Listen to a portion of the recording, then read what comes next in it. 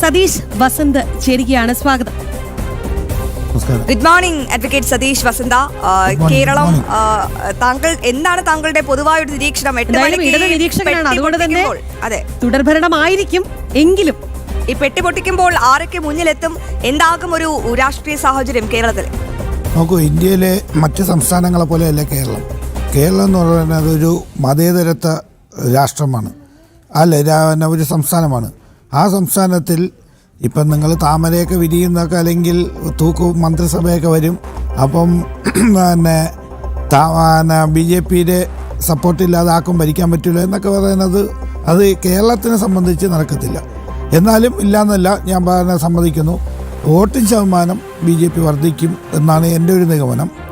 അത് അതുപോലെ തന്നെ LDF-നെ സംബന്ധിച്ച് ഇപ്പം കോൺഗ്രസ് പറയുമ്പോൾ പന്തലുകളൊക്കെ കെട്ടിയല്ലേ വന്നിരിക്കുന്നത്. ഈ പന്തലുകളൊക്കെ കെട്ടിയിരിക്കുന്നത് അതൊക്കെ എങ്ങനെയാണെന്ന് സ്വപ്പ കഴിയുമ്പോൾ നമുക്ക് മനസ്സിലാവും. അല്ല, അതാണ് പറയുന്നത്. ഈ പായസമൊക്കെ മനപ്പായസം വെച്ച് പോലെ ഇരിക്കേണ്ട ഗതികേടൊക്കെ വരും. കാര്യം കേരളത്തിനെ സംബന്ധിച്ച് നോക്കൂ, LDF സർക്കാർ ഈ 10 വർഷം ഭരിച്ചപ്പോഴും ജനഹിതപരമായിട്ടുള്ള ഒരു കാര്യങ്ങളും ചെയ്യാത്ത ഒരു സർക്കാർ. നിങ്ങൾ മനസ്സിലാക്കണം, മന്ത്രിമാരായിരുന്നാലും ഒരു അഴിമതിയില്ലാത്ത ഭരണം.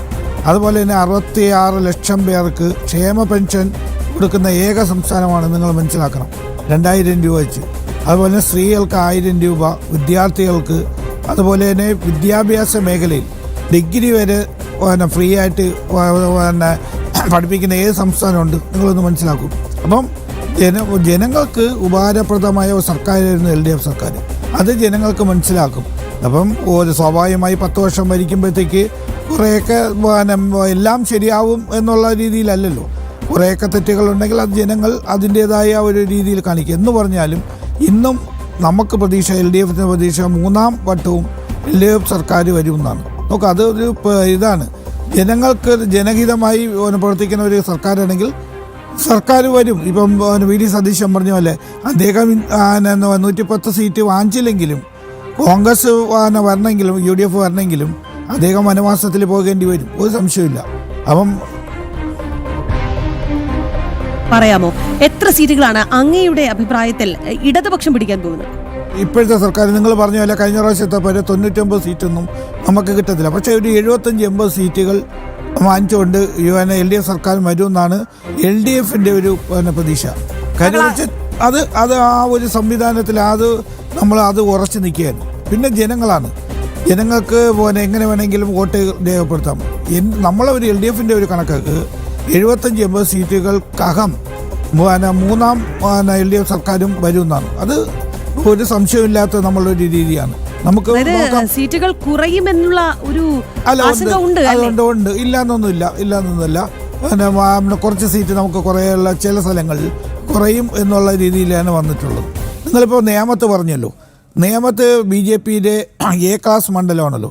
നോക്കൂ, പണ്ട് നേരത്തെ നിന്നതെന്ന് വെച്ചാൽ കുമ്മനം രാജശേഖരനും അതുപോലെ തന്നെ രാജഗോപാൽ സാറും ഒക്കെ നിന്ന പോലെ അല്ല ശ്രീ രാജീവ് ചന്ദ്രശേഖർ. നോക്കൂ, അവരെന്ന് പറയുന്നത് താഴെത്തട്ടിൽ അവർ വളർന്നിട്ടുള്ള നേതാക്കന്മാരാണ് ശ്രീ O രാജഗോപാലും അതുപോലെ നമ്മുടെ കുമ്മനം രാജശേഖരൻ. അവരെ പോലത്തെ ഒരു ജനഹിതം എനിക്ക് തോന്നുന്നില്ല രാജീവ് ചന്ദ്രശേഖരന് വരുന്നു. അവിടെ ഒരു കെട്ടിയിറക്കിയ ഒരു സംസ്ഥാന പ്രസിഡന്റ്, അത് BJP-ക്കകത്ത് തന്നെ ഒരു ചോദ്യം ഒന്ന് ചോദിച്ചോട്ടെ, ക്ഷമിക്കണം ഇടയ്ക്ക് കയറി ഇടപെട്ടതിന്. അതായത് താങ്കൾ പറഞ്ഞല്ലോ LDF 3ാമതും എത്തുമെന്ന് താങ്കൾ പറയുന്നുണ്ട്. ഒപ്പം ഇവിടെ കോളേജിലെ കുട്ടികൾക്കുള്ള വിദ്യാഭ്യാസം അത് സൗജന്യമാണ്, അതിനെപ്പറ്റിയുള്ള കാര്യങ്ങളൊക്കെ താങ്കൾ പറഞ്ഞു. ഒപ്പം എനിക്ക് ചോദിക്കേണ്ട ഒരു പ്രധാനപ്പെട്ട കാര്യം, പ്രകടന പത്രികയിൽ LDF പറഞ്ഞത് ക്ഷേമ പെൻഷൻ 3000 രൂപയാക്കും. ഒപ്പം അതടക്കമുള്ള നിരവധി ലൈഫ് മിഷൻ പ്രകാരം ഒരുപാട് പേർക്ക് ഭവനമില്ലാത്തവർക്ക് ഭവനം നൽകും. ഒപ്പം അതിദാരിദ്ര്യമുക്തമെന്ന് നിങ്ങൾ തന്നെ പ്രഖ്യാപിച്ച അതേ ജനതയ്ക്ക് നിങ്ങൾ വീണ്ടും പണം അനുവദിക്കുമെന്നടക്കമുള്ള കാര്യങ്ങൾ പറഞ്ഞു. ഇപ്പോൾ താങ്കളുടെ വിശ്വാസം ശരിയാകുമെങ്കിൽ, പിണറായി വിജയൻ സർക്കാർ 3ാമതും അധികാരത്തിലെത്തുമെങ്കിൽ, നമ്മുടെ സംസ്ഥാനത്തിന്റെ കടക്കണി നമുക്ക് നന്നായിട്ട് അറിയാം. കഴുത്തറ്റ മുങ്ങി നിൽക്കുന്ന ഒരു കേരളത്തെയാണ് നമ്മൾ കാണുന്നത്. അങ്ങനെയാണെങ്കിൽ LDF വീണ്ടും അധികാരത്തിൽ വന്നാൽ താങ്കൾ പറഞ്ഞ LDF-ന്റെ ഈ പ്രകടന പത്രികയിലുള്ള വാഗ്ദാനങ്ങളെല്ലാം വെറും വെള്ളത്തിൽ വരച്ച രേഖയായി മാത്രം അവസാനിക്കില്ലേ? ഇതൊരു ഇലക്ഷൻ സ്റ്റണ്ട് മാത്രമായിരിക്കില്ലേ? നോക്കൂ, നിങ്ങൾ കഴിഞ്ഞ 2021 മാനിഫെസ്റ്റോ എടുത്തു. ആ മാനിഫെസ്റ്റോയിൽ എവിടെയാണ് ഏതാ കാര്യങ്ങളാണ് നടപ്പിലാക്കാത്തത്? നിങ്ങളൊന്ന് എവിടെയെങ്കിലും ഏതെങ്കിലും പ്രതിപക്ഷ പാർട്ടികൾ പറഞ്ഞിട്ടുണ്ടോ 2021 LDF വെച്ചിട്ടുള്ള പ്രകടന പത്രികയിൽ ഏത് അല്ല കെ ഫോൺ വന്നിട്ടുണ്ടല്ലോ, ആരാണ് ഞാൻ വന്നിട്ടില്ലെന്ന്. എടുത്ത് സജീവമാണ് അഡ്വക്കേറ്റ് അല്ല വസന്ത. അത് സ്വാഭാവികമായി നിങ്ങൾക്ക് ഈ അറിയാലോ. പ്രകടന പത്രികയിലും ഉണ്ടെന്നേ കെ ഫോണിനെ പറ്റി. അല്ല കെ ഫോണിനെ പറ്റി ഞാൻ പറഞ്ഞില്ലേ, കൂടുതൽ നമ്മൾ വമ്പന്മാരുടെ അടുത്താണ് നമ്മൾ മുട്ടുന്നത്. അപ്പോൾ കുറച്ച് കാലത്ത് എന്നാലും കെ ഫോൺ വന്നില്ല എന്നാരും പറഞ്ഞു. ഒട്ടുമിക്ക സംസ്ഥാന സർക്കാരുകളും എല്ലാം ഓഫീസുകളിലെല്ലാം കെ ഫോണാണ് ഇന്ന് പോയുള്ളത്. നോക്കുക, അതാണ് ഞാൻ പറഞ്ഞത്. ഒരു സർക്കാർ നോക്കൂ, ക്ഷേമ പെൻഷൻ നിങ്ങൾ പറഞ്ഞല്ലോ, ക്ഷേമ പെൻഷൻ എല്ലാവർക്കും ഒരു വീട്ടിൽ ഒരു 60 വയസ്സ് കഴിഞ്ഞിട്ടുള്ള ഒരു അച്ഛനും അമ്മയും ഉണ്ടെങ്കിൽ അവർക്ക് 2 പേർക്കും ഒരു പെൻഷൻ കിട്ടുന്നുണ്ട്. നോക്ക്, ഇന്ന് വരെ ഒരു ക്ഷേമ പെൻഷൻ മുടങ്ങിയായിട്ട് എവിടെയെങ്കിലും പറയുന്നുണ്ടോ? എവിടെയെങ്കിലും പറയുന്നുണ്ട്? ഇന്നും ആൾക്കാർ പറയുന്നത് നമുക്ക് ഒരു 4000 രൂപ വീട്ടിൽ 2 പേരും ഉണ്ടെങ്കിൽ, അപ്പച്ചനും അമ്മച്ചിയും ഉണ്ടെങ്കിൽ ആ 2 പേർക്ക് 4000 രൂപ നമുക്ക് കിട്ടുക എന്ന് പറയുന്നത് വളരെ അവർക്ക് വളരെ ഒരു സഹായമാണ്. ആരെ മുമ്പേ, മക്കളെ മുമ്പേ, ആരുടെ മുമ്പേ കൈനീട്ടാൻ നിൽക്കാമല്ലോ. നിങ്ങൾ ഈ നമ്മുടെ റേഷൻ സമ്പ്രദായം ഇത്രയും സുതാര്യമായി നടത്തിയിട്ടുള്ള കാലഘട്ടം ഇവിടെ ഉണ്ടായിട്ടുണ്ട്. നിങ്ങളൊന്ന് പരിശോധിക്കൂ. പണ്ട് നമ്മൾ റേഷൻ അരി നമ്മൾ ഞാനൊരു വാഗ്ദാനമൊന്നുമല്ല പറഞ്ഞ കാര്യം എന്ന് വെച്ചാൽ ഇപ്പം പെട്ടിയിലായി കഴിഞ്ഞു. എന്നാലും പറയുന്നത് റേഷൻ സമ്പ്രദായം ഇത്രയും സുതാര്യമായിട്ടുള്ളത് ഇവിടെ ഉണ്ടായിട്ടുണ്ട്. സിവിൽ സപ്ലൈസ് നിൽക്കൂ. സിവിൽ സപ്ലൈസിൽ നേരത്തെയൊക്കെ ഒരു 19 സാധനങ്ങൾ അത് വില കുറച്ച് കൊടുക്കുന്നത് ഏത് സംസ്ഥാനത്തുണ്ട്?